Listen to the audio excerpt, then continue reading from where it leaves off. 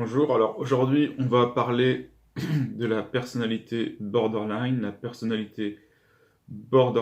trouble de la personnalité limite, et on va essayer de voir son rapport avec le Big Five, avec les 5 domaines de la personnalité, et on va essayer de voir également la source neurologique, la cause neurologique et les autres explications psychologiques. Donc, pour ce qui est de la personnalité borderline, il y a trois aspects à cette personnalité, trois aspects principaux qu'on trouve dans les traits psychologiques, hein. C'est toujours l'affectif ou l'émotionnel. Ensuite, c'est toujours le cognitif, hein, l'interprétation, la perception, et enfin, c'est le comportemental, comment est-ce qu'on agit, c'est l'action. Alors, au niveau affectif, qu'est-ce qui se passe? Au niveau affectif, eh bien, on va avoir quelque chose qui va ressembler à une psychopathie facteur 2, avec des colères intenses, avec des sentiments chroniques euh, de vide, avec une instabilité affective mêlée d'irritabilité et d'anxiété, hein. Tout ça, c'est de la psychopathie facteur 2, hein, une instabilité émotionnelle, une impulsivité, et c'est également le névrotisme, hein, que ce soit un névrotisme de retrait comme l'anxiété, ou un névrotisme de volatilité, hein, comme l'irritabilité. Alors ensuite, il y a le niveau cognitif. Donc au niveau cognitif, eh bien au niveau cognitif, il y a d'abord des idées paranoïaques et des symptômes dissociatifs. Donc idées paranoïaques et symptômes dissociatifs, donc une déformation de la perception, hein. De même, une perturbation dans l'identité et une image de soi instable, hein. Donc une perception de soi-même qui fluctue, mêlée à une perception des autres comme menaçant. Donc là, il n'y a pas forcément de lien direct avec les Big Five, même si les idées paranoïaques, c'est lié à un manque de confiance, c'est-à-dire à une désagréabilité. Et au niveau comportemental, on va avoir le comportement envers soi-même et le comportement envers les autres.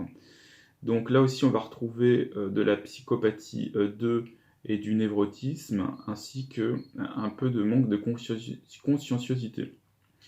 Donc un comportement suicidaire ou de l'automutilation, une impulsivité qui peut amener à des conséquences néfastes, hein. Donc ça, c'est lié aussi au manque de conscienciosité.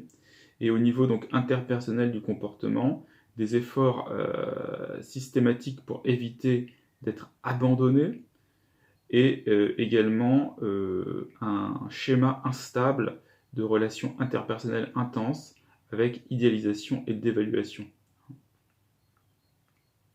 Donc on voit ici également une forte instabilité du comportement qui nous fait penser à une psychopathie facteur 2 et à un névrotisme élevé lié à une faible conscienciosité.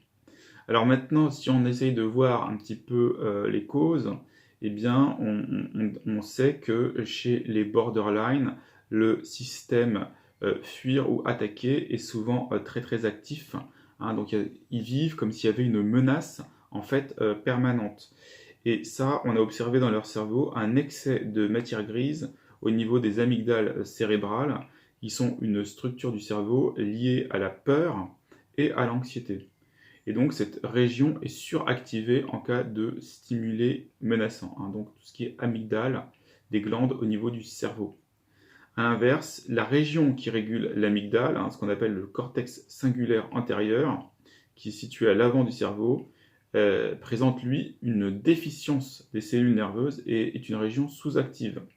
Et donc cette région échoue dans son rôle de contrôler ces réponses de peur intense. Et ces anomalies seraient liées notamment a un défaut d'un neurotransmetteur qui régule l'humeur et qui est la sérotonine. Donc on voit une faible sérotonine qui donc provoque peur et anxiété et hostilité. Alors au niveau de son origine maintenant purement psychologique, une théorie serait que les patients atteints de borderline ayant des émotions trop fortes essayent ensuite de les inhiber, d'où ce sentiment de vide et d'où finalement ce flottement dans l'image de soi. Une autre théorie est que les patients avec ce trouble de la personnalité s'identifient complètement à leurs états affectifs en montagne russe et donc passent à cause de cela d'une identité narrative à une autre sans arriver à se construire. Donc voilà, en résumé, donc lien avec le Big Five, eh bien, ce sont des personnalités qui sont d'abord et avant tout névrotiques, très très très fortement en termes d'anxiété et en termes de peur. Et donc avec l'anxiété, il y a la dépression, avec la peur, il y a l'hostilité, et ça c'est lié à une faible sérotonine. C'est aussi des gens qui sont faibles en conscienciosité, donc qui ont une faible capacité à se maîtriser.